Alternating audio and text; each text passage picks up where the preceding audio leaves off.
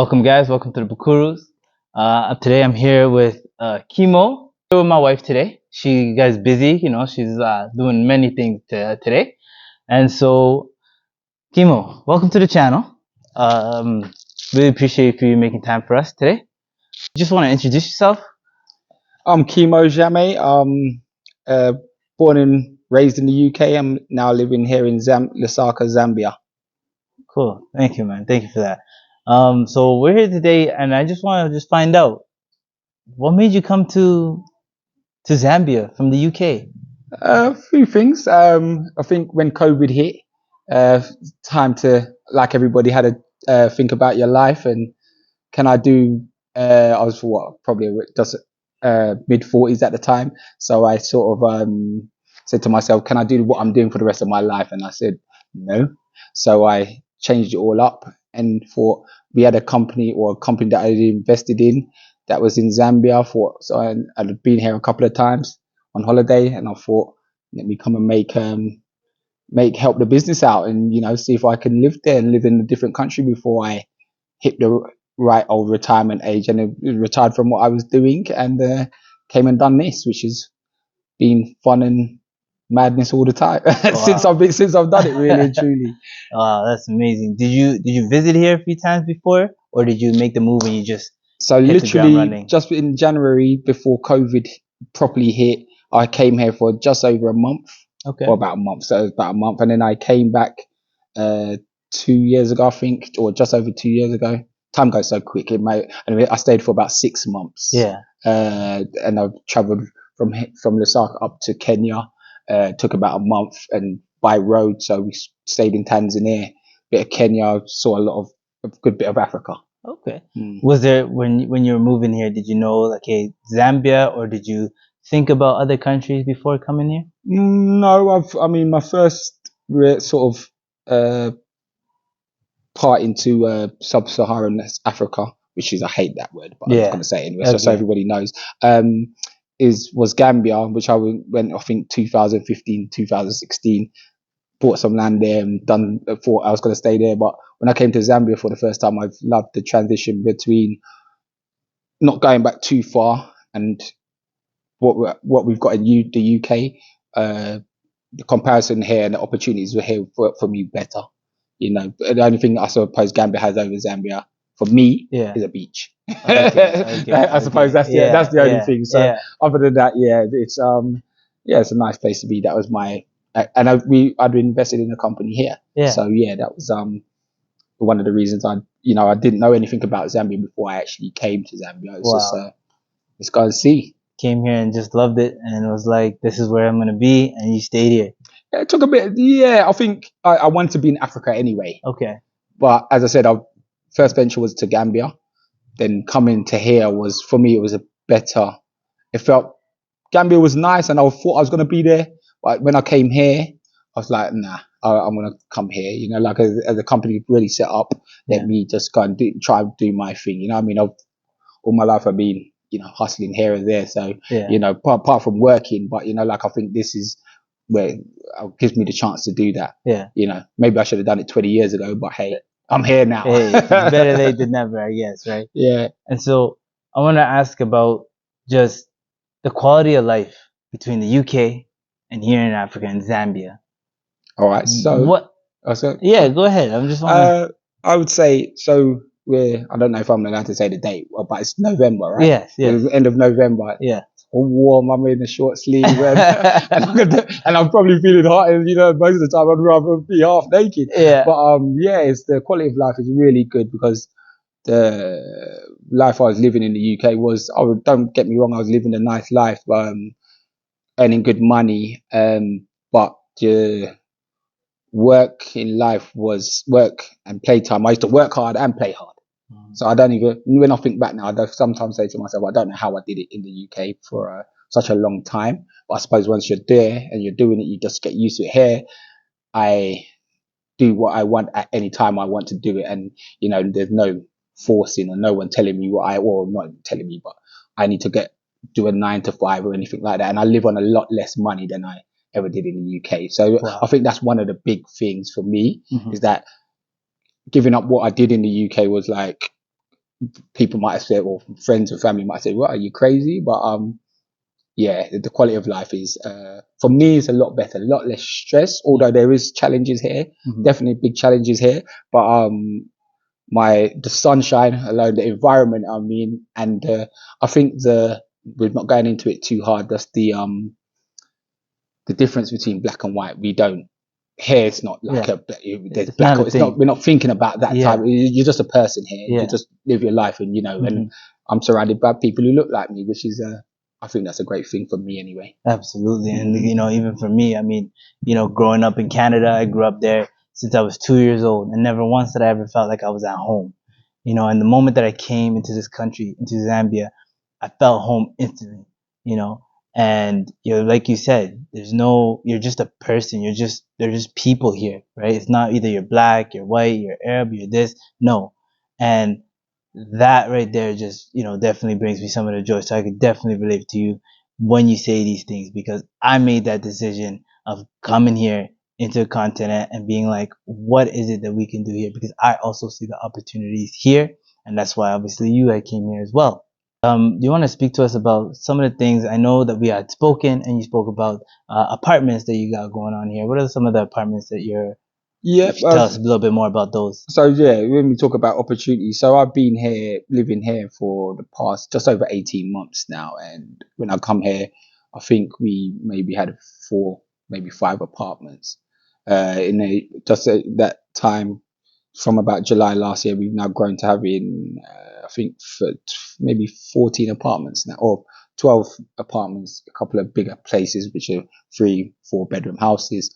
So the opportunity of growth has been very quick. We've got other businesses around, but I kind of run the apartment part of it right now. So again, we've had challenges with power and water, which is one of the things that to anybody with me coming from the UK was a thing. Like, I think if I was in the UK, I wouldn't think I can't live without water and electric. But here we've been doing it, and it works. Like, it's not like I can't run a tap over there and then not get water, or they fetch water. So you overcome these challenges to which you think are insurmountable where we come from, and literally you don't pay much money for it. Like, just numbers game. Maybe I think you pay £150 for electricity per month, which works out something like around less than £5 a month, you know what I mean? And it's,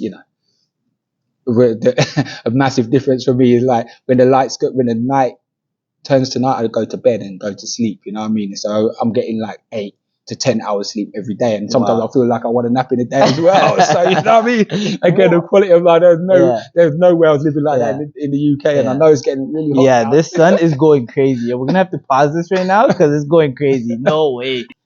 All right, guys. So we're gonna actually walk over to one of the apartments that Kimo was speaking about and that they got. So if you guys ever want to book and you're coming over to Zambia, guys, these are the guys to come out to.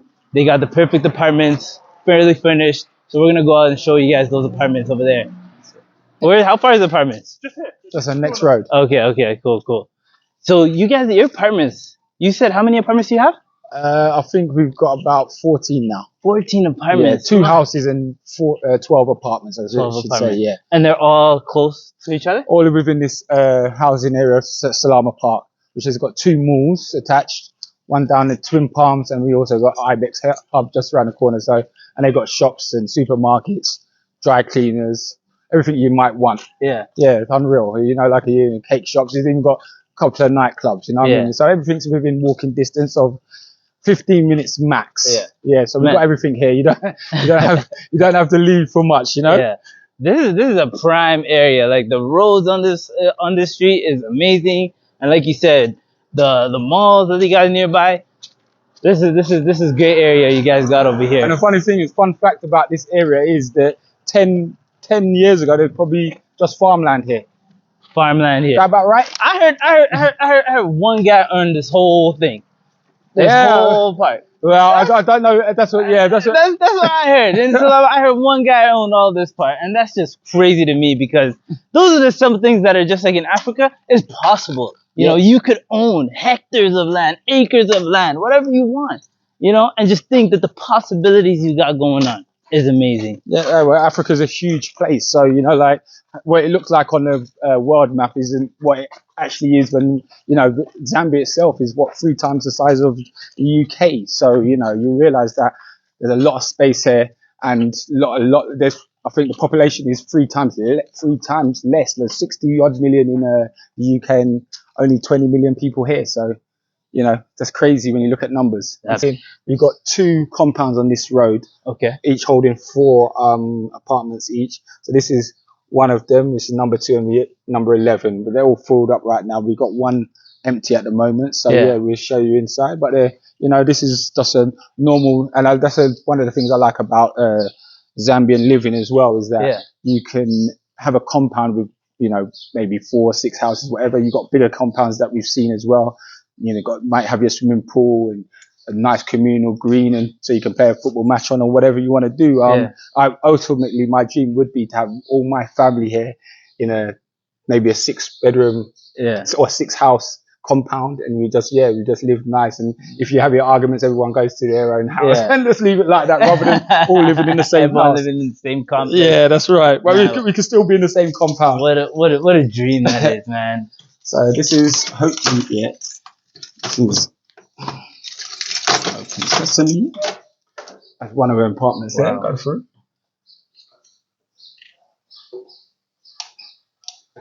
Okay. I think I have to turn the inverter on just to power. Give me 1 second. This is a very beautiful apartment. So Kimo, what are we looking at over here? So this is one of our 2-bedroom apartments, 2-bedroom, 2-bathroom. We walk in from the front door, and that's the living room. Okay. Nice and easy. It's pretty open. Kitchen just fully equipped. Obviously, we use gas in these ones because obviously the electricity challenges. Communal bathroom here. Oh, actually in the kitchen. Yeah. Next is a communal bathroom here. Okay. Yeah, shower and toilet. Room, or I should say the 2nd bedroom. It's not the master suite. You guys got paintings everywhere. Yeah, we try to. That's one of our other businesses where we deal with Muzu art collection. Every opportunity out here. There's so many opportunities to do things out here. Every problem creates an opportunity that we can find a solution to start a business. This is the ensuite bedroom. And then you've got the bathroom there. Wow. Another shower. Nice shower. Toilet and a sink in there. We've done a lot of work to get these to where they needed to be. You know, again, there was challenges with some of the workmanship when we first started off, but I shouldn't go too far. But it was again, it was one of those things that I never had time to do in the UK. But you know, I'm into being a kind of landlord now. Oh man, so like this apartment looks great. Yes, this apartment looks great. Where can people find you guys if they want to book? You see us on things like booking.com. We're called Salama Apartments, Salama Houses. We call each one, even though all on Salama Park. We've got Salama Twin Palms as well, and we've got some others coming online that will be soon. Ultimately, in the long run, we want to have our own land spaces and build our own apartments on them as well. You know, bigger conventions. We've got plans for a big housing complex up in Ibex Hill, you know what I mean, on a bigger site. So yeah, this is all kind of like training for us right now. You know, like the hospitality game is what we're into, and hospitality comes into everything, whether it's apartments, restaurants, offices, that farming, even, you know, you're meeting people. So hospitality we're big on, where, you know, some of the challenges that you have here sometimes when we've gone to restaurants or something like that, we don't get the best service, but you know, we're here to try and help improve things. And you know, while I'm still learning, I teach what I've learned in my experience, but I've learned things all the time in Zambia, you know, like, and that's more cultural, spiritual stuff, really and truly, which is quite how do I say, it's eye opener for me. I feel much more spiritual since I've been here, because I just think, I'm in an environment that suits me. That's mainly that's what I would say. The environment really suits how I want to live. Wow, that's amazing. Sun alone, I think that makes all the big that makes a big difference. Absolutely. Okay, and I just want to hit you with the last question, and that would be like, what's your advice there? There's someone out there who's thinking about moving to Africa, thinking about coming somewhere, whether it's Zambia, Ghana.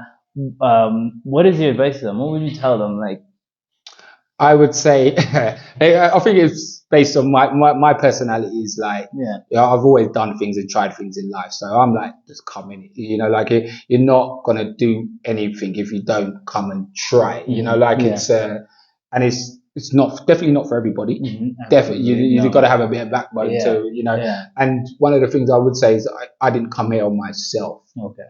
So I've had, the company, the Next Level Developments, has been able to help us, and the people who work there actually have helped to give me a softer landing. It wasn't I have to know everything for myself. It was like I got off the plane. It was like, go to here, get this for your phone, get your money, get to use mobile money. So I would say make sure you try and have someone in the country before you just go there. You know what I mean?